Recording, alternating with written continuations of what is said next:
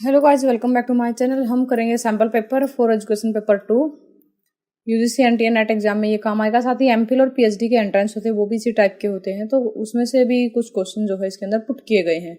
तो चलिए स्टार्ट करते हैं।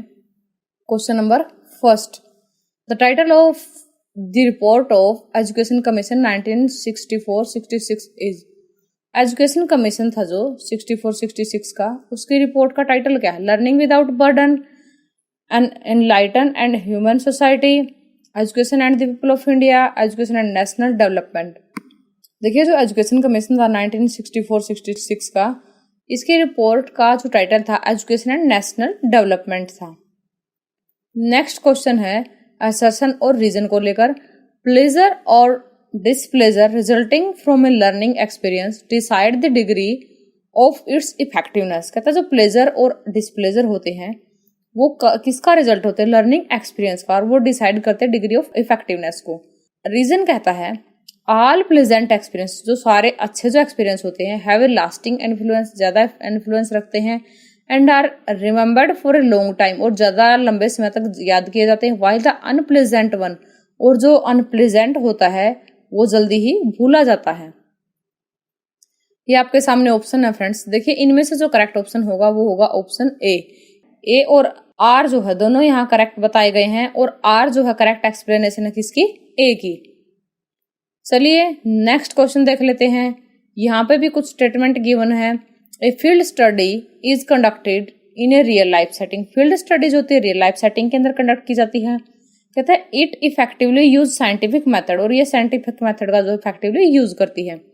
तो इनमें से कौन सी स्टेटमेंट ट्रू है? देखिए फ्रेंड्स, इसका जो करेक्ट आंसर होगा ऑप्शन ए। यहाँ पे ए तो करेक्ट है, लेकिन जो सेकंड ऑप्शन है वो करेक्ट नहीं है। यानी कि फर्स्ट जो स्टेटमेंट है वो करेक्ट है, लेकिन सेकंड स्टेटमेंट यहाँ पे फॉल्स है। नेक्स्ट क्वेश्चन है which of the following is not a defence mechanism. इनमें से कौन सा एक डिफेंस मैकेनिज्म नहीं है? एसोसिएशन, रिग्रेशन, कॉम्पनसेशन या फिर सबमिलेशन। यहाँ पे जो डिफेंस मैकेनिज्म नहीं है वो है association. Which of the following is incorrect pairing. यहाँ पे कौन सी इनकरेक्ट पेयरिंग है? यहाँ पे ये कुछ थ्योरी गिवन है।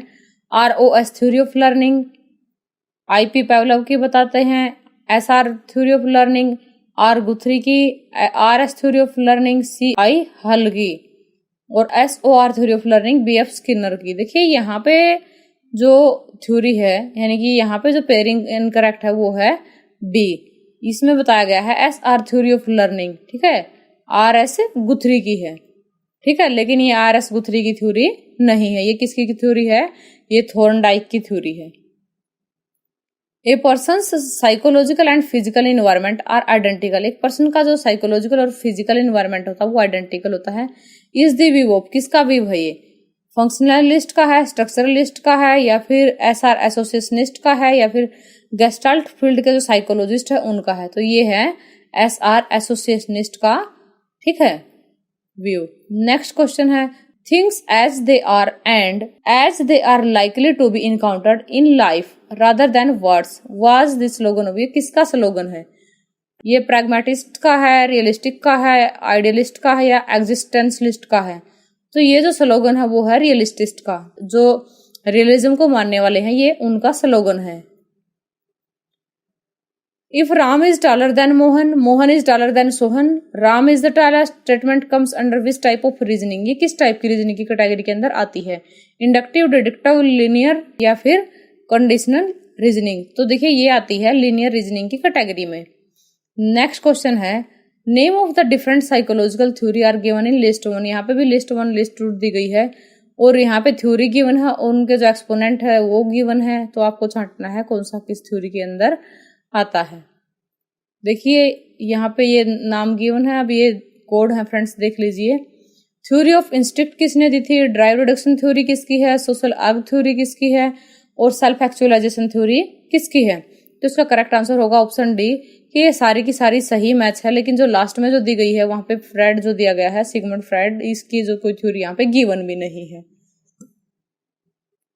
अगर हम बात करें MC डोगल की थ्योरी की, जो MC डोगल जी उन्होंने थ्योरी ऑफ इंस्टिंक्ट दी थी, और हाल ने जो थ्योरी दी थी वो ड्राइव रिडक्शन थ्योरी थी। एडलर की थ्योरी सोशल आर्ग थ्योरी थी, और मैस्लो की क्या सेल्फ एक्चुअलाइजेशन थ्योरी थी। इनमें से कई बार एग्जाम में एक एक थ्योरी भी पूछ ली जाती है। यहाँ पे मैचिंग टाइप में है तो एक एक अगर पूछ ली जाती है तो यहाँ से इनको नोट डाउन कर लीजिएगा, अच्छे से लर्न कर लीजिएगा। नोट डाउन करने का क्या फायदा था फ्रेंड्स, आपको जो है लिखते लिखते ही चीजें याद हो जाती हैं, तो इसलिए बार बार उनको याद करने की जरूरत नहीं रहती।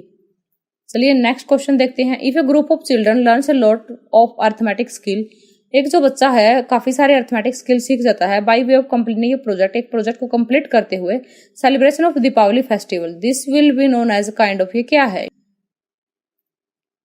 ये आपके सामने ऑप्शन है, इंसिडेंटल लर्निंग है, फॉर्मल लर्निंग है, इनफॉर्मल है या फिर नॉन फॉर्मल लर्निंग है। तो ये होगी incidental learning. The standard deviation of sampling distribution of statics is known as, जो स्टैंडर्ड डेविएशन होते हैं सैम्पलिंग डिस्ट्रीब्यूशन ऑफ स्टैटिक्स की, उसको क्या कहते हैं? Sampling variance, standard error, sampling error या फिर स्टैंडर्ड वेरिएंस, इसको कहते हैं स्टैंडर्ड एरर। नेक्स्ट क्वेश्चन है, an operational definition of a construct is the one which define it in term of, किस टर्म में इसको डिफाइन करती है? अदर कंस्ट्रक्ट की टर्म में, इम्प्लाइड बिहेवियर पैटर्न में, activity necessary to measure it या फिर other equivalent words in the dictionary. तो इसका करेक्ट आंसर होगा C, activities necessary to measure it. Next question है, which of the following not a characteristics feature of research process, कौन सा research process का एक कैरेक्टरिस्टिक्स फीचर नहीं है? इम्प्रेशनल अप्रोच, सिस्टमैटिक, अनकंट्रोल्ड या फिर क्रिटिकल। तो इनमें से जो रिसर्च प्रोसेस है उसका फीचर नहीं है, कैरेक्टरिस्टिक्स फीचर नहीं है, वो है अनकंट्रोल्ड कंडीशन। नेक्स्ट क्वेश्चन देखिए, in the conditioning approach to learning, जो कंडीशनिंग अप्रोच होती है लर्निंग की, उसके अंदर ये ऑप्शन गिवन है आपको।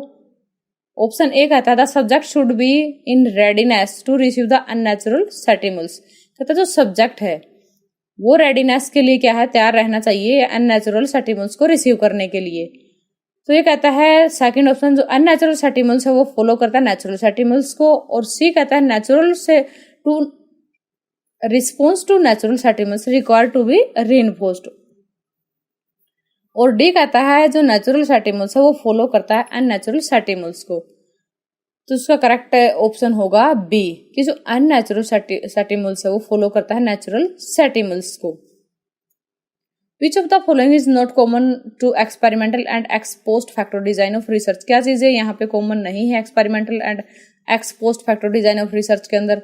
काज एंड इफेक्ट रिलेशनशिप, या मैनिपुलेशन ऑफ इंडिपेंडेंट वेरिएबल, या कंट्रोलिंग एक्सटर्नल वेरिएबल, या फिर ऑब्जर्वेशन ऑफ डिपेंडेंट वेरिएबल। तो यहाँ पे जो कॉमन नहीं है वो है manipulation of independent variable. Next question है, which of the following is an incorrect pair, इनमें से कौन सा इनकरेक्ट पेयर है? Sign theory of learning Tolman ने दी है, field theory of learning Lewin ने दी है, सोशल लर्निंग थ्योरी ब्रूनर की है, और trial and error theory of learning Thorndike की है। तो यहाँ पे कौन सी चीज इनकरेक्ट है? यहाँ पे जो इनकरेक्ट है वो है ऑप्शन सी, क्योंकि जो सोशल लर्निंग थ्योरी है वो एल्बर्ट बंडूरा की थ्योरी है, और ब्रूनर ने जो थ्योरी दी है वो कोग्निटिव डेवलपमेंट की थ्योरी दी है। ठीक है, ब्रूनर की थ्योरी कौन सी है? कोग्निटिव डेवलपमेंट की है, और सोशल लर्निंग थ्योरी किसकी है? एल्बर्ट बंडूरा की है। नेक्स्ट क्वेश्चन है, which of the following is not a measure of dispersion, range, mode, mean deviation, standard deviation. तो देखिए जो इनमें से मेजर ऑफ डिस्पर्सन नहीं है वो है मोड, बाकी सारे क्या है?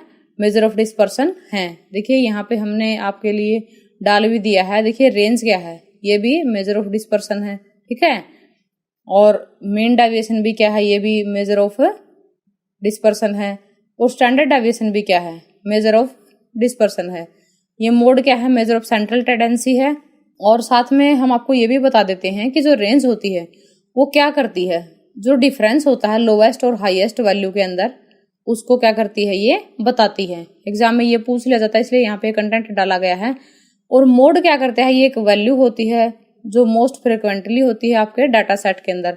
और अगर हम बार चार्ट की बात करें तो मोड का जो स्कोर होता है वो सबसे हाईएस्ट होता है। कई बार एग्जाम में ये भी पूछ लिया जाता है कि बार चार्ट के ऊपर सबसे ज्यादा जो स्कोर होता है वो किसका होता है। ठीक है, तो हाईएस्ट बार जो स्कोर होता है वो मोड का होता है।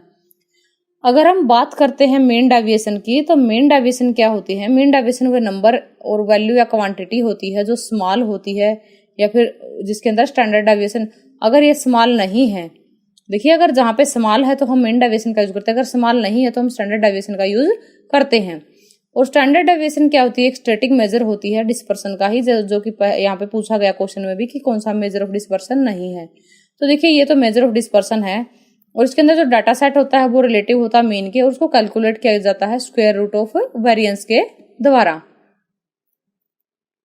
नेक्स्ट क्वेश्चन है the variance reflecting A systematic difference between group of measures is termed. जो वेरिएंस रिफ्लेक्ट करता है सिस्टमैटिक डिफरेंस किस में, ग्रुप्स के बीच में, ठीक है, ग्रुप ऑफ मेजर के बीच में, उसको क्या कहेंगे, total variance, error variance, experimental variance या विद इन ग्रुप वेरिएंस, तो उसको हम कहेंगे experimental variance. Which of the following was Ottaway's view on education and social change. देखिए ओटावे का व्यू देखना है एजुकेशन और सोशल चेंज के ऊपर। एजुकेशन चेंज करती है सोसाइटी को, जो एजुकेशनल चेंज होता है फॉलो करता है सोशल चेंज को, या फिर एजुकेशनल चेंज और सोशल चेंज जो है इंडिपेंडेंट है एक दूसरे के ऊपर, ठीक है। और जो एजुकेशनल चेंज है और सोशल चेंज है वो इंटरडिपेंडेंट है, but which is the cause and which is the effect can not be determine करता है कि जो काज क्या है, इफेक्ट क्या है, डिटरमाइन नहीं किया जा सकता। तो ओटावे का जो एजुकेशन और सोशल चेंज को लेकर जो व्यू है वो ये है ऑप्शन बी, कि एजुकेशनल जो चेंज है वो सोशल चेंज को फॉलो करते हैं। नेक्स्ट क्वेश्चन है the difference between a statistical average based on entire population and the one based on a sample is known as. Standard error कहेंगे हम इसको, मीन डिफरेंस कहेंगे, सैम्पलिंग एरर कहेंगे, या फिर मीन डेविएशन का जो डिफरेंस होता है स्टैटिस्टिकल एवरेज के अंदर जो बेस्ड होता है इंटायर पॉपुलेशन के ऊपर, ठीक है, और वन इज बेस्ड होता है सैंपल के ऊपर, यानी कि एक तो इंटायर पॉपुलेशन के ऊपर बेस्ड है और एक क्या है सैंपल के ऊपर बेस्ड है, तो उसको हम कहेंगे sampling error. In the process of statistical inference the type 2 error is committed when. कहते हैं स्टैटिस्टिकल इन्फेरेंस के अंदर टाइप 2 एरर कब आती है, सब ट्रू नल हाइपोथेसिस या फिर रिजेक्ट करेंगे ट्रू नल हाइपोथेसिस को तब आती है, या फिर रिजेक्ट करते हैं फॉल्स नल हाइपोथेसिस को, या फिर एक्सेप्ट करते हैं फॉल्स नल हाइपोथेसिस को। बड़ा कंफ्यूजिंग क्वेश्चन और बहुत ही इजी क्वेश्चन है। तो देखिए टाइप 2 एरर कब आती है, जब हम एक ट्रू नल हाइपोथेसिस को रिजेक्ट कर देते हैं, ठीक है, जब क्या आती है type 2 error. The IQ of A 25-year-old boy whose mental age 16 will be। कहते हैं कि मेंटल एज इतनी है और इसकी जो है एक्चुअल एज कितनी है और IQ बताना है इसका कितना होगा, 64, 75, 80 और 100। देखिए आपको IQ जो निकालने वाला जो फॉर्मूला होता है वो आपको याद होगा, ये पियर्सन का फॉर्मूला है, ठीक है। IQ स्कोर इसके अंदर कैसे हम कैलकुलेट करते हैं, mental as divided by chronological age और मल्टीप्लाई बाय 100। तो इस तरह से हमारे पास मेंटल एज क्या है 16 है और क्रोनोलॉजिकल एज क्या है इसकी 25 है, और इसको हम डिवाइड करने के बाद क्या है 100 से मल्टीप्लाई करेंगे तो ये क्या आ गया 64। नेक्स्ट क्वेश्चन देखिए, if a researcher conduct a research on finding out which administrative style contributes more. कहता है कौन सा जो एडमिनिस्ट्रेटिव स्टाइल है ज्यादा कंट्रीब्यूट करता है इंस्टीट्यूशनल इफेक्टिवनेस के लिए, तो ये किसका एग्जांपल है, बेसिक रिसर्च का, एक्शन का, अप्लाइड का, फंडामेंटल का। ये क्वेश्चन भी बहुत ज्यादा इंपॉर्टेंट है फ्रेंड्स, इसको या तो नोट डाउन कर लीजिएगा, इसको अच्छे से लर्न कर लीजिएगा। सारे के सारे क्वेश्चन बहुत इंपॉर्टेंट है फ्रेंड्स, इनको एग्जाम के लिए अच्छे से प्रिपेयर कर लेना। और अगर आप वीडियो एजुकेशन पॉइंट की प्लेलिस्ट में जाकर के देखेंगे तो आपको बहुत सारे हेल्पफुल क्वेश्चन मिलेंगे, क्योंकि वहां पे हमने बहुत सारे सैंपल पेपर डाल रखे हैं और ये सैंपल पेपर आपके आने वाले नेट एग्जाम में बहुत ज्यादा हेल्प करेंगे। तो चलिए इसका जो आंसर होगा वो होगा applied research. The coefficient of correlation lies from, जो कोफिशिएंट ऑफ कोरिलेशन होता है वो लाई करता है किस रेंज में लाई करता है। देखिए कोफिशिएंट ऑफ कोरिलेशन पे कई बार न्यूमेरिकल क्वेश्चन भी दे दिए जाते हैं, तो हमने न्यूमेरिकल क्वेश्चन की भी वीडियो अलग से बना रखी है, और साथ ही हम आपको यहाँ पे बता देते हैं जो कोफिशिएंट ऑफ कोरिलेशन होता है वो लाई करता है +1 to -1, यानी कि +1 से -1 के बीच में कोफिशिएंट ऑफ कोरिलेशन की वैल्यू लाई करती है। Thanks for watching friends. अगर आपको वीडियो अच्छी लगी तो वीडियो को लाइक करना, शेयर करना। अगर आप चैनल पे नए हैं तो चैनल को सब्सक्राइब करना न भूलें।